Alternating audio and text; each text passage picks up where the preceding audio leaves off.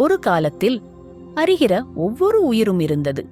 தேவர்கள், மனிதர்கள், பிரமன் அனைவரும் இயக்கத்தில் இருந்தார்கள். ஆனால் அந்த இயக்கம் ஒரு நாள் முடிந்தது. மகா பிரளயம் புராணங்களில் கூறப்படும் உலகின் கடைசி அழிவு. நதி ஓடவில்லை, சூரியன் மங்கியது, பூமி தொலைந்தது, விண்ணில் ஒலி இல்லை. பிரமா கூட இல்லாத அந்த இடத்தில் ஒருவன் மட்டும் இருந்தான், நாரதர். அவர் எதற்காக இருந்தார் என்று யாருக்கும் தெரியாது. பிரளயத்துக்கு அப்பாலும் அவர் உள்ளே நின்று கொண்டே இருந்தார்.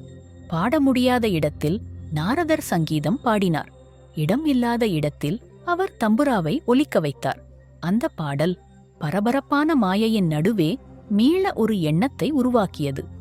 நாரதர் கூறினார், உலகம் அழிந்துவிட்டது, ஆனால் நினைவு அழியவில்லை. நினைவில் இசை இருந்தால் புதிய பிரபஞ்சம் பிறக்கும். அந்த சத்தத்தின் நடுவில் ஒரு ஒளி வந்தது. யாரும் இல்லாத அந்த இடத்தில் ஒரு சிரிப்பு ஒலித்தது. அது விஷ்ணுவின் சிரிப்பு. பிரளயத்திற்கு பிறகு விஷ்ணுவும் நாரதரும் மட்டும் இருந்தார்கள். விஷ்ணு சொன்னார், உன் இசைதான் இந்த மாயையின் முதல் ஒலி.